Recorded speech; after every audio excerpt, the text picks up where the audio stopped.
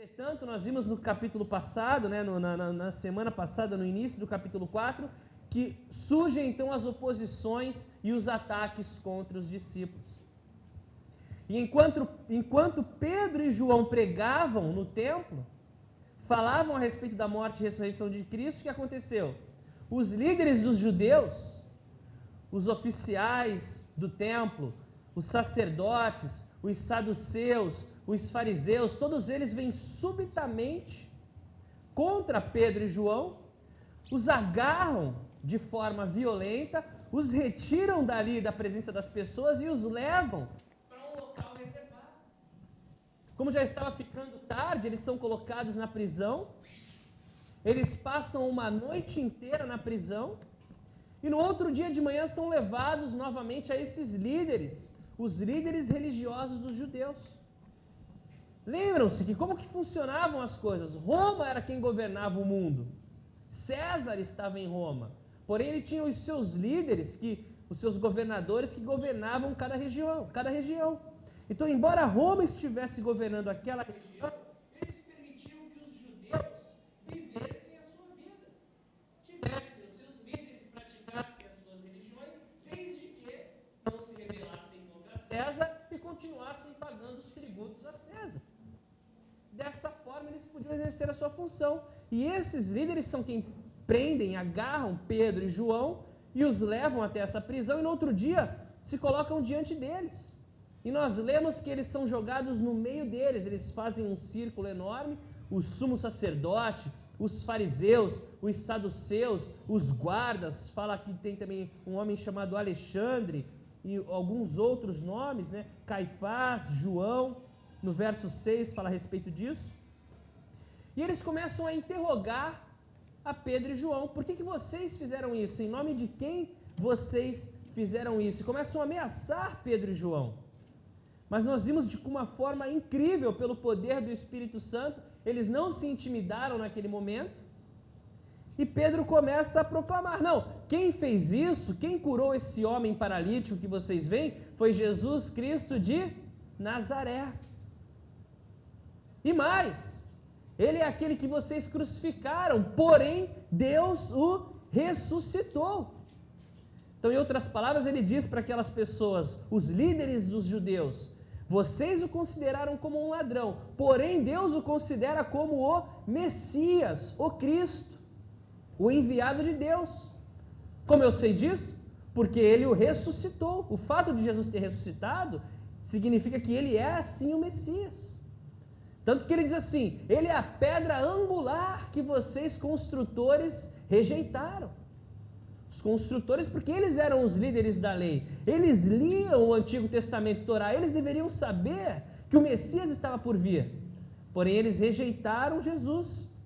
Isso no verso 11. E aí o verso 12, Pedro diz algo tremendo. Ele fala assim: e mais uma coisa, eu digo para vocês, não há salvação em nenhum outro nome debaixo do céu e da terra, a não ser no nome de Jesus Cristo. E eles ficam ouvindo aquilo.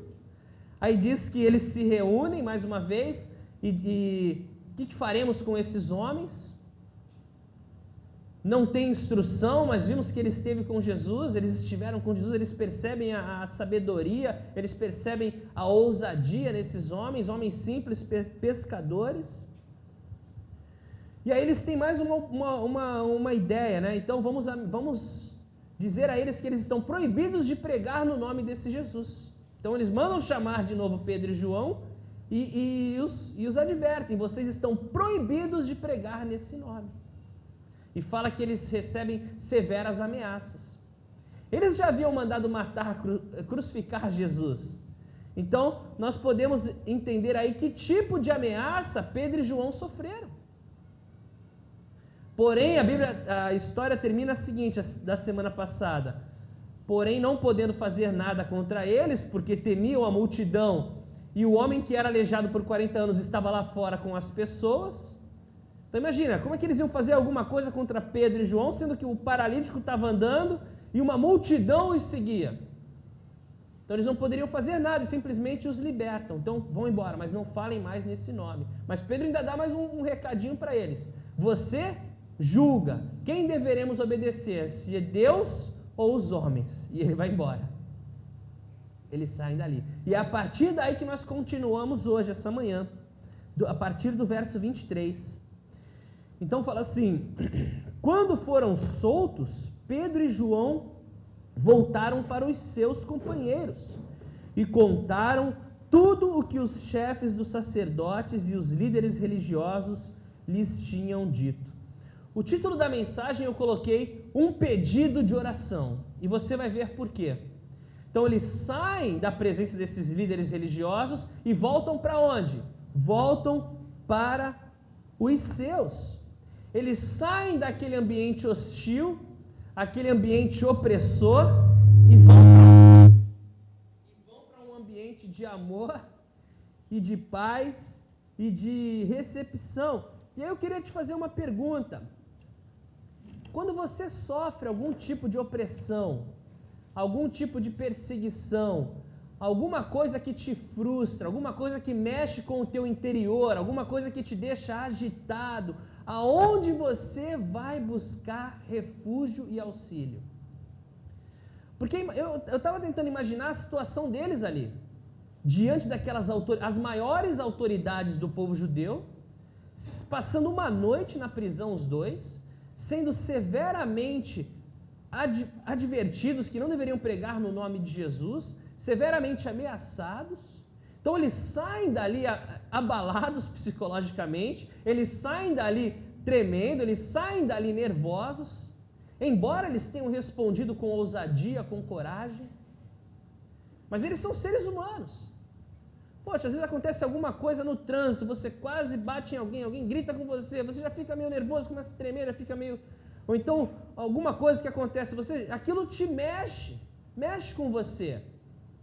Dá uma dor de barriga, daqui a pouco dá uma dor de cabeça. Então, imagina eles, né, saindo dessa situação.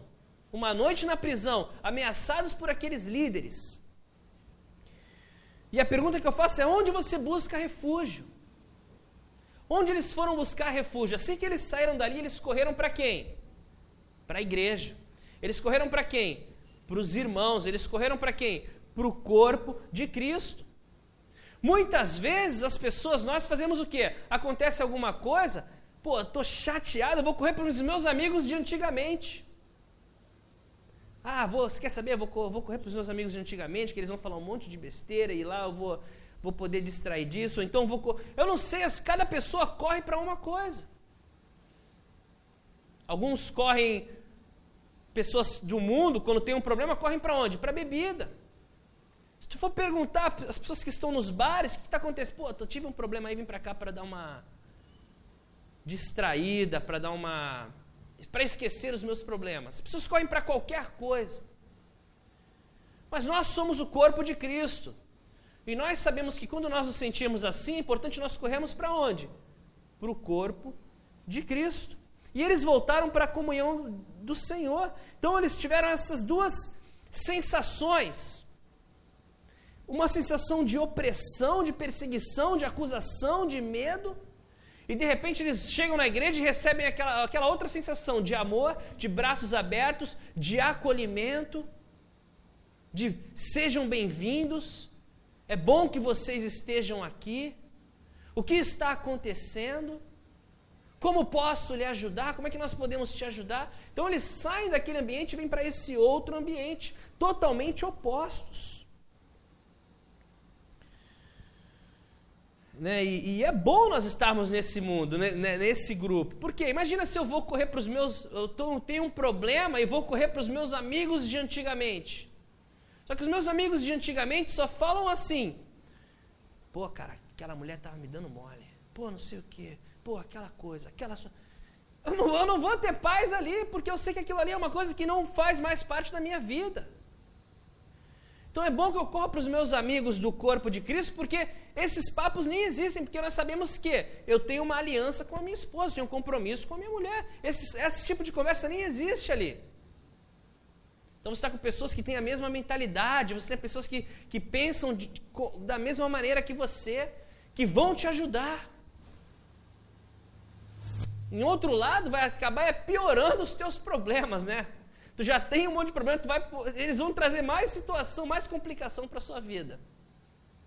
Então eles fazem a coisa certa, eles correm para os irmãos. E aí eles compartilham, né, e falam assim, ouvindo isso, levantaram juntos a voz a Deus. Para por aí. Então, eles chegam no corpo, nos irmãos, e falam assim, gente, vocês não sabem o que aconteceram. Eles nos agarraram no templo, nos levaram, nos lançaram na prisão, nos ameaçaram veementemente, ameaçaram de morte, ameaçaram coisas terríveis. E quando eles escutam isso, eu fiquei maravilhado com a atitude deles. Não foi, vamos lá agora, todos com tochas e armas, ou então vamos fazer cartazes e vamos manifestar a nossa indignação. Não, eles se unem todos e levantam as vozes a Deus juntos. Gente, eu tenho certeza que eles estavam abalados emocionalmente.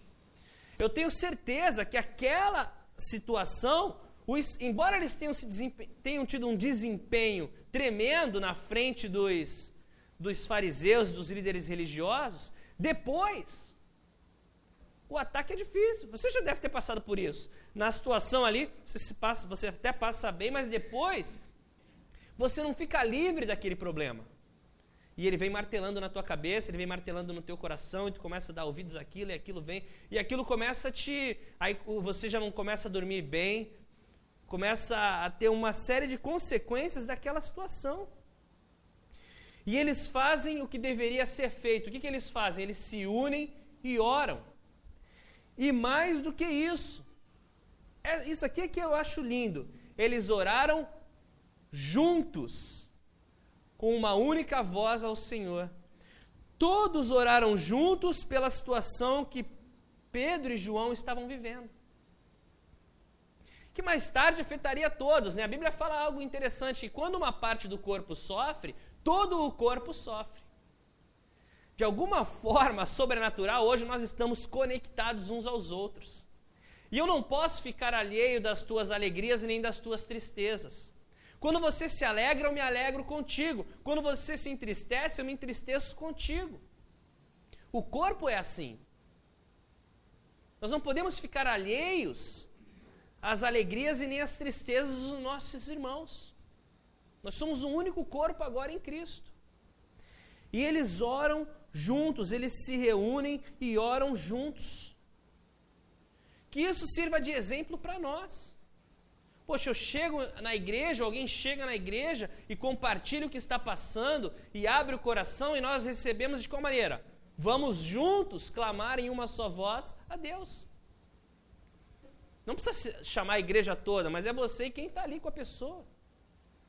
Vamos clamar a Deus, vamos entregar nas mãos do Senhor. Por quê? Quando nós fazemos isso, nós damos a oportunidade para o Senhor entrar na situação.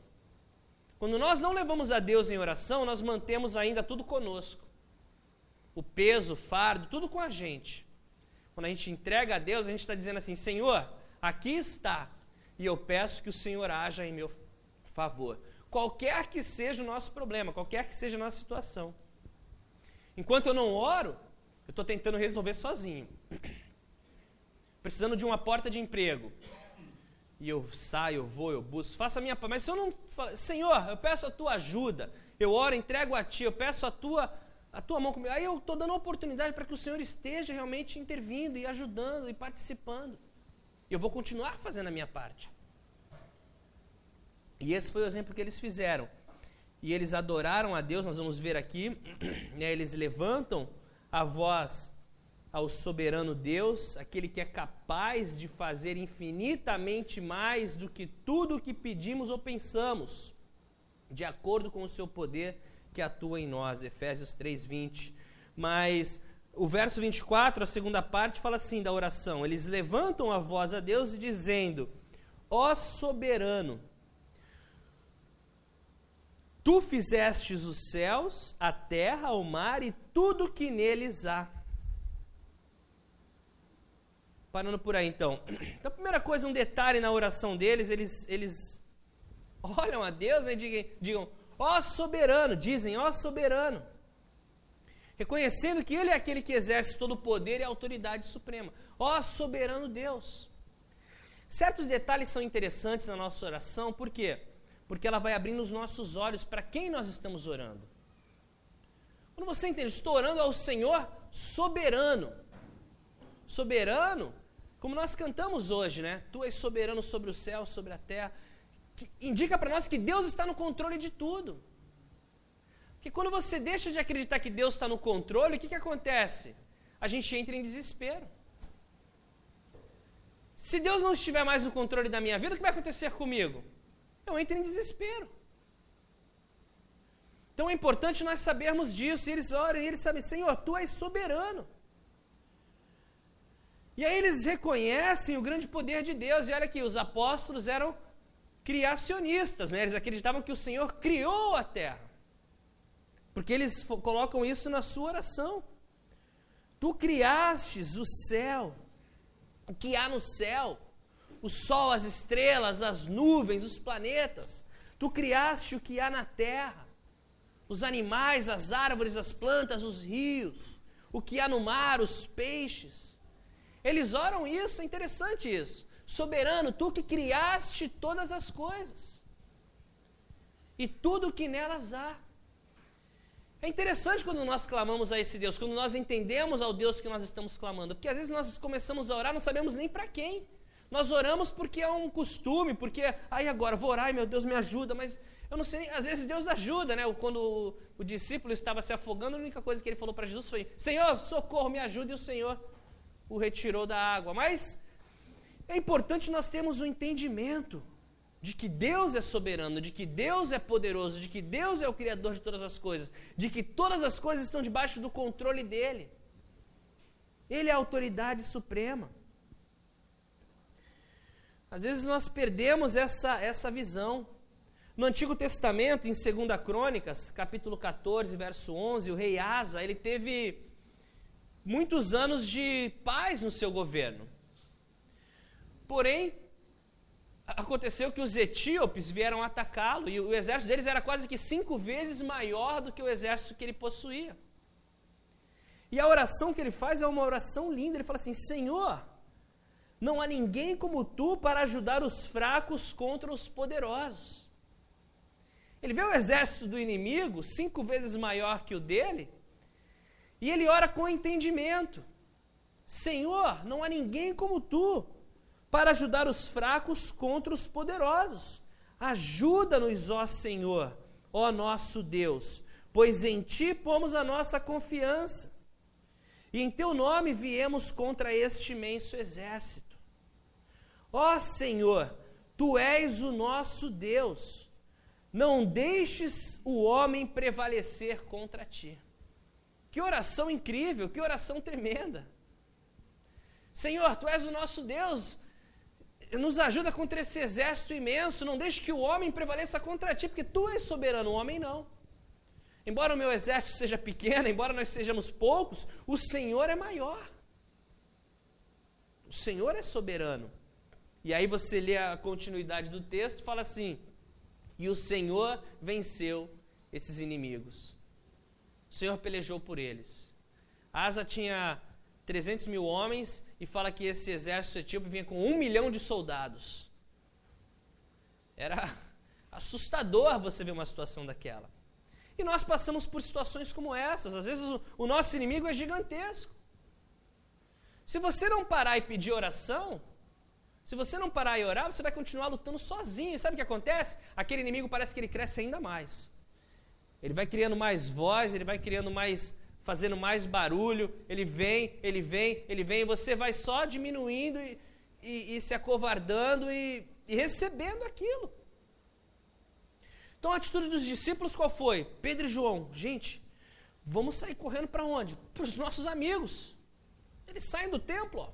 Gente, vocês não sabem o que aconteceu. Eles nos ameaçaram, eles fizeram isso, nos lançaram na prisão. Vamos orar. E todos clamam a Deus numa única voz. Pelos irmãos, por eles, começam a clamar a Deus, o soberano, o criador de todas as coisas. Eles são um exército forte, eles são os líderes de Israel, mas ele é o soberano. Ele é o soberano. Eles são um exército de 1 milhão de pessoas, mas Ele é o soberano. Ele é Deus. Não permita que os homens te vençam, Senhor. E aí a gente começa a colocar de novo as coisas no eixo, porque se a gente perde esse eixo, se a gente perde que o Senhor é soberano, a gente entra em pânico. Isso nunca mais vai acontecer na minha vida, isso nunca vai dar certo, eu nunca vou conseguir. Falhou de novo, não deu certo mais uma vez, já é a terceira, já é a 10ª, já é a 50ª tentativa, e agora? Acabou. Você começa a ouvir essas coisas, e o inimigo começa a gritar, então, não! O Senhor é soberano, o Senhor tem um propósito, o Senhor tem um plano. Se não foi dessa vez ainda, é porque o Senhor não quis assim. Tem algo ainda que Ele está trabalhando, tem algo que o Senhor está fazendo. E aí a paz de Deus acalma o nosso coração. A confiança no soberano acalma o nosso coração. Eu só vejo aqui. Eu não sei o que está acontecendo atrás daquela parede, o soberano sabe. Eu só vejo aqui a São Clemente quando eu estou lá embaixo. Eu não sei o que está acontecendo na rua ao lado, o soberano sabe. Eu não sei o que me espera lá na outra quadra, o soberano sabe. E aí nós começamos a confiar em Deus, a entregar ao Senhor, a fazer essa parceria com Deus. E nós precisamos da igreja, porque quem tem essa mentalidade é a igreja. Em outro lugar, o pessoal vai te chamar para tomar um negócio, para poder relaxar. Vai ajudar? Aqueles 40 minutos, 1 hora, 2 horas que você vai ficar ali. Na hora que você saiu dali, acabou, não tem mais efeito nenhum. Dá dor de cabeça, dá outros problemas. A ajuda que permanece é a ajuda espiritual, é a ajuda do soberano, é entregar nas mãos de Deus, é o conforto mútuo. E eu oro que nós cresçamos nisso. Nós precisamos crescer muito ainda nisso, como igreja, como corpo, no amor uns pelos outros. Temos crescido, mas precisamos crescer muito mais, muito mais. E nós vamos crescer em nome de Jesus, porque basta nós desejarmos e estarmos disponíveis para sermos usados por Deus, para que o Senhor nos direcione e faça a obra através das nossas vidas. E aí a oração deles continua, verso 25. Tu falaste pelo Espírito Santo, por boca do teu servo, nosso pai Davi. Por que se enfurecem as nações e os povos conspiram em vão? Os reis da terra se levantam e os governantes se reúnem contra o Senhor e contra o seu ungido. De fato, Herodes e Pôncio Pilatos reuniram-se com os gentios e com o povo de Israel nessa cidade, para conspirar contra o teu santo servo Jesus, a quem ungiste. Fizeram o que o teu poder e a tua vontade haviam decidido de antemão que acontecesse. Então é interessante que eles oram, eles clamam ao soberano, eles declaram a glória do Senhor, e de repente, na oração deles, eles proclamam o quê? Eles declaram o quê? Um salmo. Que salmo é esse? O Salmo 2. E eles declaram o Salmo 2, né? Falando que os reis da terra se levantam contra ele.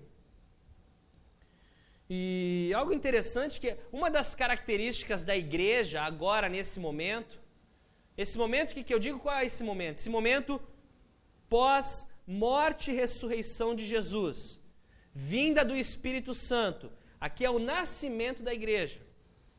Atos mostra o nascimento, como a igreja surgiu. Depois de Jesus ter morrido e ressuscitado, subiu aos céus. Alguns dias depois, no dia de Pentecostes, o Espírito Santo vem sobre eles. Ali marca o início da igreja. E uma característica que vem junto com esse início da igreja, qual é? Através do poder do Espírito Santo, é o entendimento do Antigo Testamento. Antes do Espírito Santo, quando Jesus falava assim, gente, eu vou morrer, né? É necessário que eu morra, ficarei assim como Jonas ficou 3 dias dentro da baleia, o Filho do Homem ficará 3 dias debaixo da terra. Eles não entendiam nada do que ele está falando, o que ele está dizendo, o que isso significa. Eles não entendiam nada. Mas depois da morte e ressurreição de Jesus, a vinda do Espírito Santo, os olhos deles se abriram para o Antigo Testamento. Tanto que Pedro, no primeiro discurso, quando uma multidão se converte, ele fala assim, o que está acontecendo, lembra que as pessoas falavam assim, eles estão bêbados, porque ouviam aquele povo dizendo as maravilhas de Deus em diferentes idiomas. E Pedro fala assim, não, o que vocês estão vendo é uma profecia do profeta Joel. Nos últimos dias, terão sonhos, visões, falarão em outras línguas, é o que está acontecendo. E diversas escrituras, nós já lemos acho que umas 5 ou 6 até agora aqui esse capítulo. Por quê? Porque o Espírito Santo mostra e revela para eles, isso falava a respeito disso. E esse Salmo 2 que eles oram é o que fala, os reis da terra se levantarão contra o teu ungido. Aí fala, de fato, Herodes, o rei Herodes, de fato, Pôncio Pilatos, reuniram-se com os gentios, o povo de Israel nessa cidade, para conspirar contra o teu santo servo Jesus. De fato aconteceu. Mas você lê o Salmo 2 todo, você vai ver que no final o Senhor é vitorioso. Sempre o Senhor é vitorioso. Diz que o Senhor ri deles, desses que se levantam contra o Senhor. Verso 29. Agora, Senhor, considera as ameaças deles e capacita os teus servos para anunciarem tua palavra corajosamente. Será que eles estavam com medo? Olha o pedido de oração deles. Será que eles estavam abalados psicologicamente? Isso aqui chamou muito a minha atenção, porque eles falam assim, Senhor, considera as ameaças deles. Que tipo de ameaça eles fizeram? Provavelmente a ameaça de fazer com eles o que eles fizeram com o mestre deles. Esse Jesus que vocês dizem que ressuscitou, nós vamos fazer a mesma coisa com vocês. Entregaremos vocês aos romanos, vamos dizer que vocês estão se levantando contra César e eles vão crucificar vocês também. Então eles oram e, Senhor, considera as ameaças deles. Eu acho interessante que eles não continuam a frase da seguinte maneira, e faz com que eles parem de fazer isso e nos deixe pregar livremente, sem nenhum obstáculo. Eles não oram isso. Eles pedem o seguinte, e capacita os teus servos para anunciarem a tua palavra corajosamente. Por que tem um corajosamente aí? Porque eles sabiam que enfrentariam muitos e muitos desafios e dificuldades e obstáculos. Então nós sabemos que o caminho é esse. Então que o Senhor nos capacite para que possamos continuar pregando a palavra corajosamente. Eles pedem por ousadia. Eles pedem por coragem. Senhor, nos dê coragem, nos dê capacitação, nos dê ousadia. Porque nós queremos continuar pregando a palavra, mas veio medo no coração, eles ameaçaram, considera as ameaças deles, Senhor. E sabe o que o medo faz? O medo te paralisa. Quando você tem medo, você não fecha um negócio. Quando você tem medo, você não dá uma resposta para alguém. Quando você tem medo, você fica paralisado. O medo não faz a pessoa andar. Você não toma uma decisão na tua vida fica parada por um tempão, muitas vezes por causa de medo de tomar uma decisão. Medo de dar um basta em alguma situação, medo de tomar uma atitude. Nós não podemos permitir que o medo domine os nossos corações. E a Bíblia fala assim, que o amor perfeito lança fora, expulsa todo o medo. Os discípulos estavam percebendo, olha, a gente não pode deixar isso entrar no nosso coração não, essas ameaças, essas coisas. Senhor, nos dá ousadia, nos capacita para que possamos pregar o teu evangelho corajosamente. E eu lembrei até de uma frase, né, que a gente escuta muitas vezes, Senhor, eu não peço a ti uma vida mais tranquila, mas eu peço costas mais fortes para que eu possa suportar todos os meus desafios. Vocês já devem ter ouvido alguém falar isso, né? E eles estão orando, Senhor, me ajuda a resolver os meus problemas. Senhor, me ajuda a enfrentar os meus problemas de frente, de cabeça erguida, com coragem, com ousadia. De maneira alguma eles oram, Senhor, tira os meus problemas. Senhor, limpa o meu caminho. Senhor, prepara flores. Não.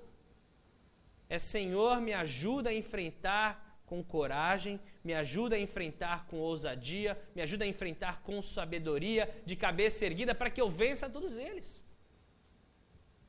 Porque uma coisa é quando as coisas somem do teu caminho, você passa por elas, e outra coisa é quando você consegue resolver elas porque você enfrentou e resolveu da melhor maneira possível. Isso traz coragem, isso traz fortalecimento. Porque as provações servem para quê? Para trabalhar nas nossas vidas. Nós crescemos com as dificuldades, com as provações, com as tribulações. Vida tranquila não faz ninguém crescer. Filho que o pai dá tudo, cuida de tudo, tá tudo fácil, esse filho quando tiver adulto vai ter muito problema. Por quê? Porque não enfrentou as dificuldades, não enfrentou os desafios. Nós temos que ter sempre esse equilíbrio, sempre essa sabedoria. O mesmo acontece conosco. Por isso que o nosso Pai não nos protege de tudo, nos livra de tudo, não. Ele permite que certas coisas aconteçam nas nossas vidas. Para quê? Para que aquilo cause em nós maturidade, perseverança, coragem, ousadia. Esses atributos necessários no caráter, na formação de um homem e de uma mulher.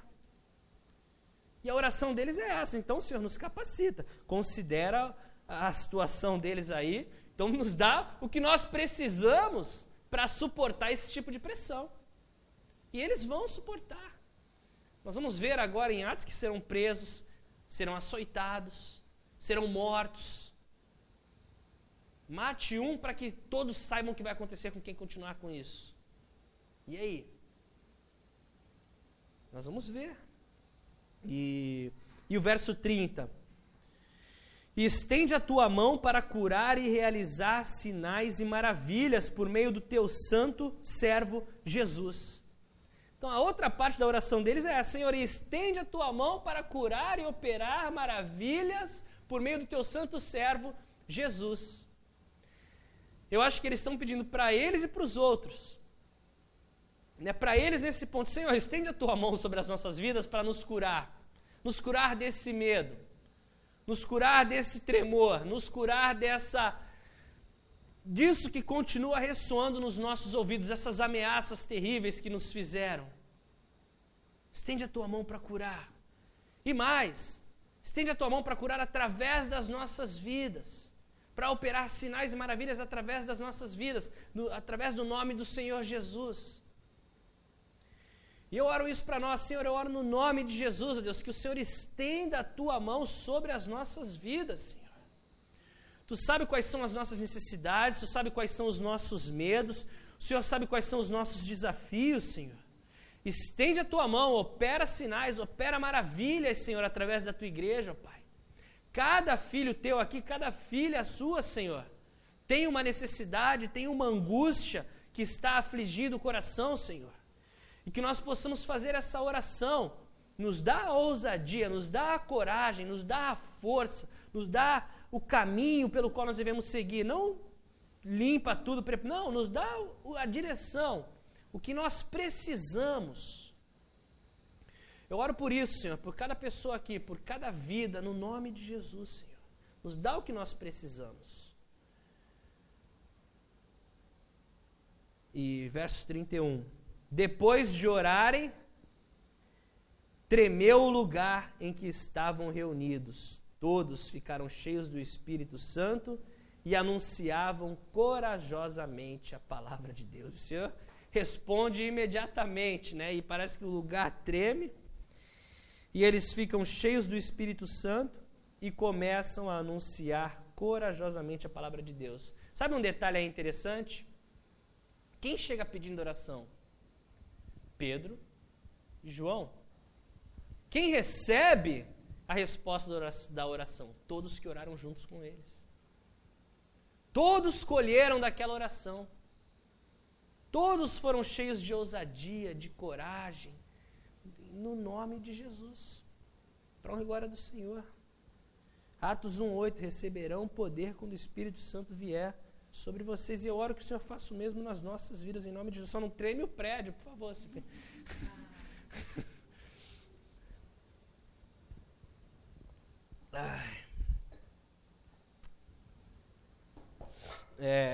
Verso 32. Da multidão dos que creram, uma era mente e um coração. Ninguém considerava unicamente sua coisa alguma que possuísse, mas compartilhavam tudo o que tinham. Esse é o início da igreja e é o momento assim mais puro da igreja cristã. É o momento mais profundo da prática, da vivência, da obra e do reino de Deus. É impossível de chegarmos lá hoje? Não, não é impossível, porque o mesmo Espírito Santo está disponível para nós. Mas nós temos muito desafio, temos um grande caminho a seguir para chegarmos nesse nível de comunhão, de vida, de dependência. Às vezes, é preciso que certas coisas aconteçam, como com eles foi a perseguição. Certas coisas fazem com que a gente mude a nossa maneira de viver, de pensar. Tem muitos lugares que isso está acontecendo, que a igreja é perseguida, eles têm que viver dessa forma. Onde às vezes há muita liberdade, surgem muitas coisas que atrapalham. Mas aqui, um detalhe que eu queria chamar a atenção de vocês, é que isso também é a resposta de uma oração. Da oração de Jesus. Antes de ser crucificado, o que ele ora? Acho que em João 17, ele fala assim: Pai, eu oro que eles sejam um, como eu e o Senhor somos um. Que eles sejam um. E isso é o que acontece, eles estão sendo um, eles estão vivendo aqui a koinonia, né, que é a comunhão, um dos 4 pilares da igreja primitiva. Quais eram os 4 pilares? Eles perseveravam, né, eles permaneciam firmes no ensino da palavra, eles não abriam mão do ensino da palavra, da koinonia, que é a comunhão, do partir do pão, que é a santa ceia, e das orações. As 4 colunas da igreja, do alicerce da igreja, que deve existir até hoje. Doutrina dos apóstolos, comunhão, partir do pão e as orações. E aqui a koinonia está sendo vivida assim, no extremo, no mais profundo. Proximidade de coração, de sentimento, um ambiente de amor e de unidade. Salmo 133, 1. Como é bom e precioso que os irmãos vivam em comunhão. E é importante nós lutarmos por isso. Essa é a vontade de Deus, que nós venhamos lutar pela unidade do corpo. Como é que a maneira mais eficaz de eu lutar pela unidade do corpo? Começa assim, é eu começar a parar de pensar em mim mesmo. Quando eu começo a pensar no meu próximo, eu já estou lutando pela unidade do corpo. Que eu permito que alguém comece a pensar em mim, e aí nós vamos um lutando pelo outro, e nós vamos fortalecendo a unidade do corpo. Deus tem movido aí, Deus tem manifestado, eu tenho visto as pessoas se aproximando, a preocupação uns com os outros. E eu digo algo muito importante, eu aprendi isso na minha caminhada. Meu pastor dizia assim: Alexandre, se você quer ter amigos, você precisa ser uma pessoa amigável. Às vezes nós dizemos assim: poxa, mas ninguém é meu amigo, ninguém se aproxima de mim. Você é amigável? Nós temos que ter também uma iniciativa nisso, uma parte nisso. Você quer ter amigos, você precisa ser amigável. É pelo menos responder de maneira amigável. Mostrar para as pessoas que você não está assim, mas que você está com as guardas baixas. Não preparado para lutar, não, aqui, guarda baixa. Pode se aproximar de mim, eu não vou morder, né? É importante nós termos esse tipo de participação, de entendimento, para que as coisas possam ir a mais profundo. Esse é só o início. Para que a amizade, e nós vamos lutar por isso. Mas existe alguém que vai lutar contra isso, que é Satanás, que é o nosso inimigo, que vai estar sempre procurando uma oportunidade para plantar o quê? Uma semente de discórdia. Sempre procurando uma oportunidade para plantar o quê? Uma semente de divisão. Uma mentira, uma acusação, alguma coisa que faça com que os irmãos não vivam em comunhão, mas que plante a discórdia, que plante...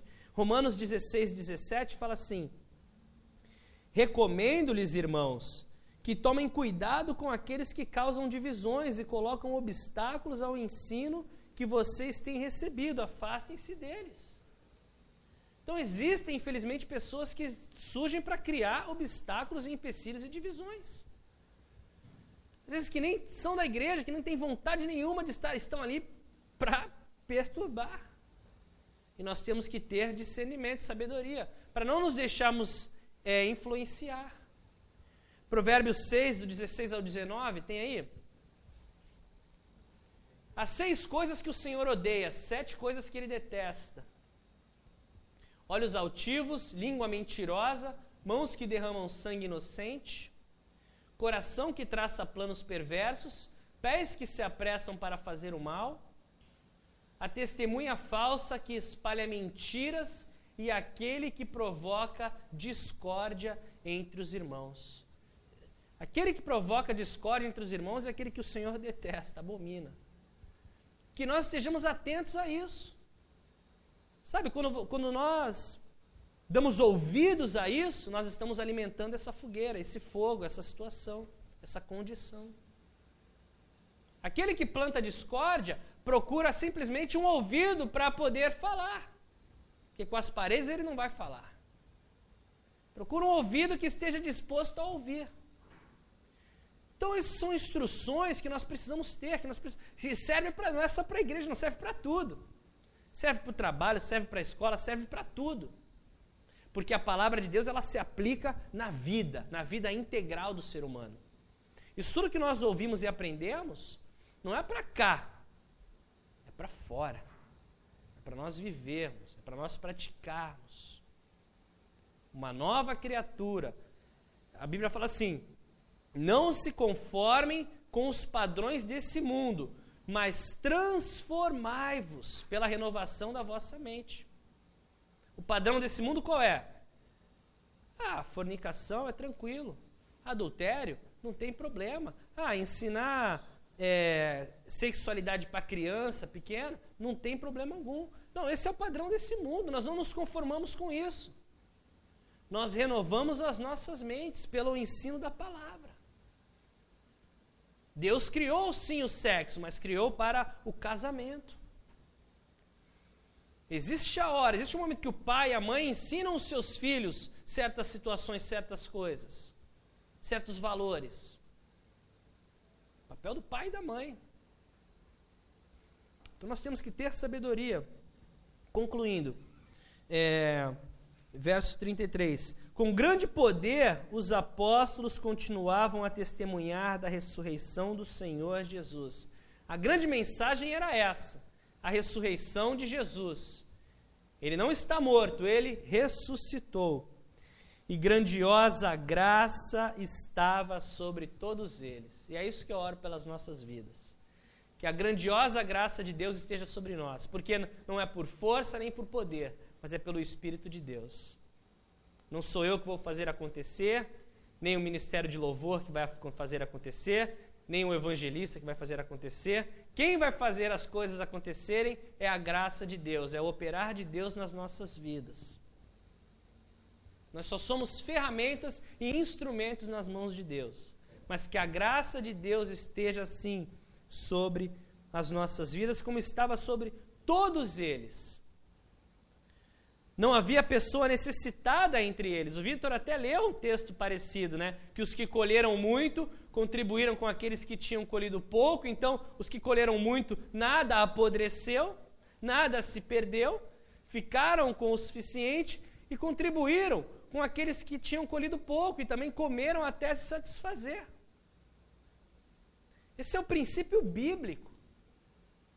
A maneira do reino de Deus, quando Jesus voltar e estabelecer o reino, é essa forma. Todos vão ter igualmente.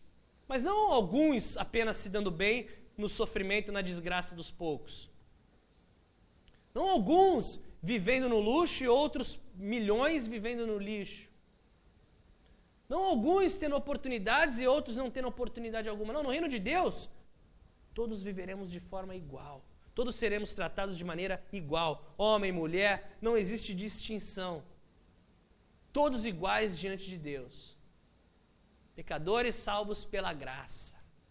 Todos. Não existe grandes e pequenos. Não, todos somos pecadores. Perante a cruz, todo ser humano é igual. Perante Jesus, todo ser humano é igual. Não existe celebridade, não existe nada. Todos precisam de Jesus.